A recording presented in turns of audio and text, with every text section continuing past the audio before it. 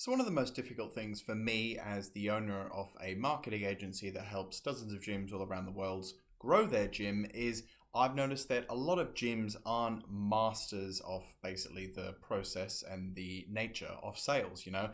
From what I've observed, it's quite rare for gyms to sort of be consistently converting at those super high sales conversion rates, the 80, the 90%. I've come to found, only sort of 5% of gyms that I work with convert at 85% or higher before I work with them, that is. So in this video, I thought I'd go over 5 simple steps that you can easily implement into your own gym that will massively increase your own sales conversion rate if that is something you're struggling with.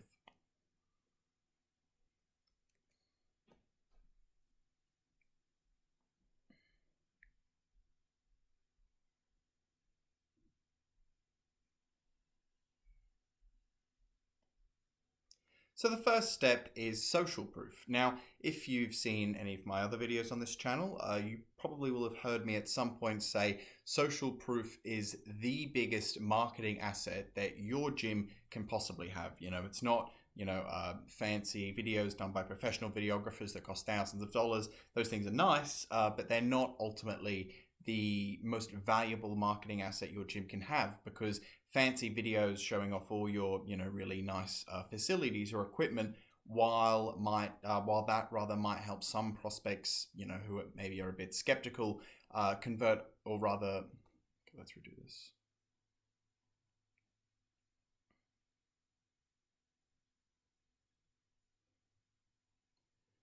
So the first step is social proof. Now, if you've watched any of my other videos on this channel, you at some point would have heard me say social proof is the best marketing asset that your gym can possibly have. Some people think that the best possible marketing assets that a gym can have is maybe a really fancy, tour, rather video tour of their gym that, costs thousands of dollars and is done by a professional videographer. Don't get me wrong, those things are nice and those things certainly won't hurt. But at the end of the day, I've always found genuine high quality social proof to be far more valuable than that, because at the end of the day, if you've got a prospect who, for example, is somewhat on the fence, they're sort of 50-50, they obviously have some sort of doubts, or maybe, that prospect naturally has either a sort of a lack of confidence or a couple doubts about the product or the service that you offer. So social proof, hearing someone else that perhaps has been in their position but didn't experience, potentially any of the things that they're worrying about, can really help them sort of get over the edge and basically.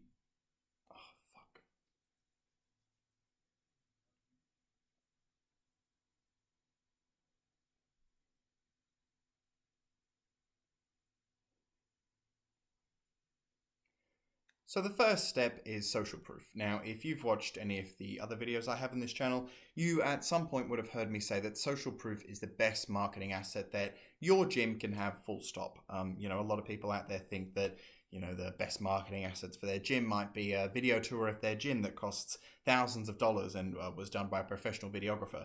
Don't get me wrong, those things are nice, it's always going to help. But in my experience, high quality, often video testimonials from your existing clients are really the best thing that you can possibly have, and they're better than those sort of fancy production videos, because at the end of the day, you need to understand, if you have a potential prospect who's maybe sort of 50-50, they're a bit on the fence, they're not maybe ready, or they don't have enough sort of confidence to make a decision and, for example, join your gym or your fitness studio.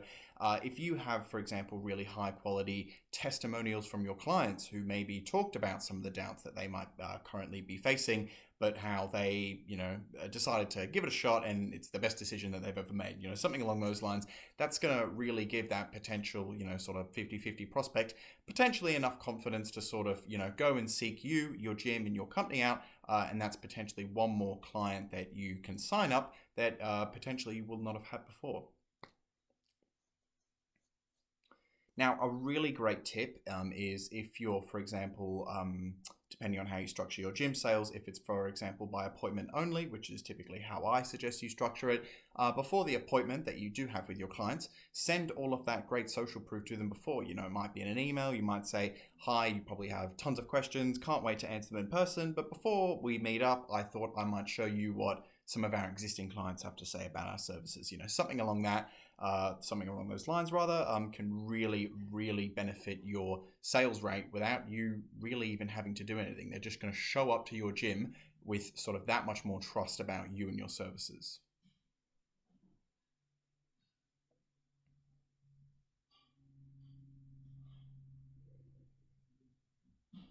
Now, the second step is to have a basically scripted or structured sales process. Now, you need to understand if your sales process basically looks different every time, that's going to be basically really difficult for you to consistently convert at a really high sales conversion rate. One, because if you're doing something different every time, there's no way to sort of develop any sort of consistency there. And especially if you want to develop your own sort of skill of sales, that's going to be really tricky. But importantly, too,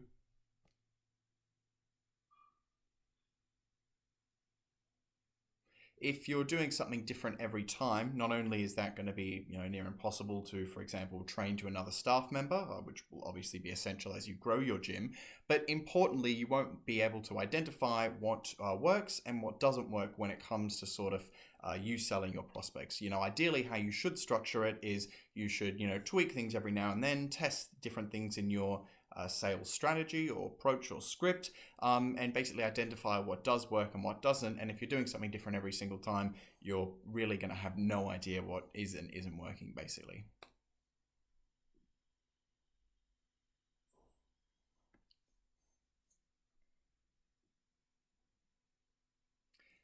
The third step, and a personal favorite of mine, is having something that is called a final offer. Now, what a final offer basically is say, for example, a prospect shows up to your gym, you might give them a tour, answer a couple of their questions, maybe sit down to talk about prices, and they give you basically sort of what you maybe can discern is a bit of a wishy-washy response. They might say something like, oh, I need to think about it, I'll get back to you, I need to talk to my wife, something like that. It basically, in this situation, if you can sort of tell that they do have some sort of an interest, but they maybe don't have the belief or the confidence enough to sort of pull the trigger and join your gym or your studio, having a final offer can really help with this, because what it basically is it's a sort of take it or leave it, end of the sales situation type of offer. Basically, how it works is, as I say, maybe I'll think about it, whatever. You basically say, you look, totally understand. What we are currently offering for a limited time only, sort of put a bit of sales magic on it, is an exclusive deal. Now, what this basically is it's going to be a genuinely good offer. So, for example, if you're maybe a classes gym, it might be, we're so confident you'll enjoy our all the classes we have on offer, your first 2 classes will be free. If you're a personal training gym, it might be something like, I'm so certain this particular training regime will work for you. I'll even give you your first class for free. It's something like that. It's a really high value, good offer. And in my experience, it converts basically a lot of prospects who are sort of on the fence about joining your gym, and it sort of just enables them to sort of take that extra step and join your gym. Now, something you might be saying is, oh, if I'm giving out all these things for free, I'm going to go broke and bankrupt and all that. In my experience, for every one person that takes advantage of your, generosity and basically kindness as a business owner, there will be 5 people who you will not have signed up before that decide to take that step, join your gym simply because that offer. There will always be some people that, take advantage of your kindness. That's just life. But it does work, and this has been proved in countless industries.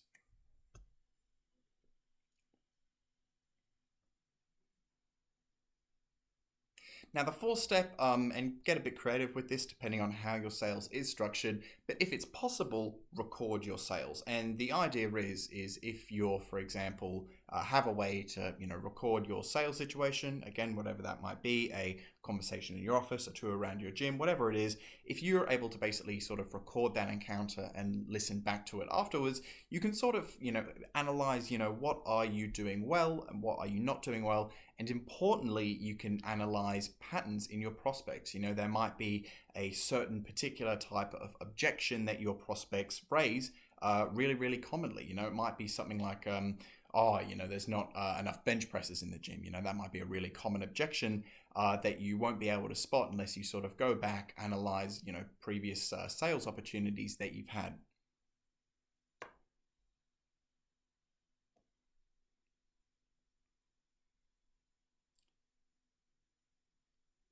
Now, obviously, this can be a little bit tricky to do. The way I would recommend you structure it is maybe if, for example, at the end of the sort of sales opportunity, you might maybe head back to your office to talk about contracts or prices. In that time, you could just take a voice note and you could say hi, you know, or rather to the prospect, you could go, you know, is it right if I take a voice note? So that way, you know, after our chat today, I can send it to you and you can basically just sort of review everything we talked about. And it's just super easy for you. Obviously, if they say no, it is what it is. But in my experience, most people will say yes. And that's a great way for you to sort of basically review, you know, your basically good sales things, rather good sales habits and bad sales habits. And the fifth and final thing is to know your own sales metrics. And this is definitely the biggest mistake I see with gyms all over the world, really. You know, if every time I meet a gym, more often than not, they don't know exactly what their sales conversion rate is. You know, they might have a rough idea. They might say, oh, you know, for every 10 people that walk through the door, I maybe sign up 4 or 5, you know, something like that. But the fact of the matter is, if you can't basically off the top of your head pick out a pinpoint percentage of basically what you're currently converting at, you're putting yourself at a big disadvantage.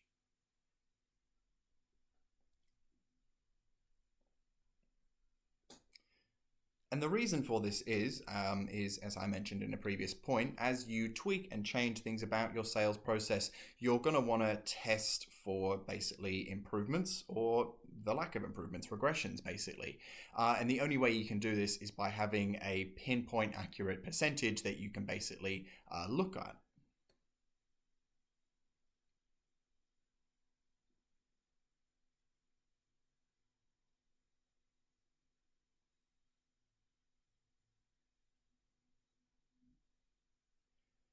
Now, this is really important as minor tweaks to a sales process might only have, you know, a few increases in percentage here and there when it comes to the amount of people you're converting. You know, say, for example, you tweak a certain element about your script and you go from a 25% conversion rate to a 30% conversion rate.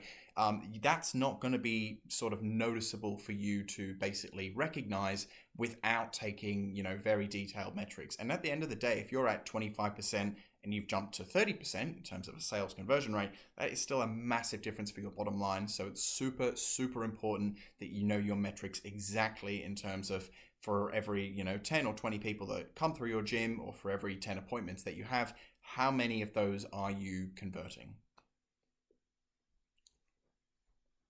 So that's it for this video. If you did find it of value, chuck a like and subscribe. And if you did want my help growing your gym, link in the description, free discovery call where we can basically have a chat about your gym and hopefully I can give you an idea or two about how we can grow it. Anyway, thanks very much.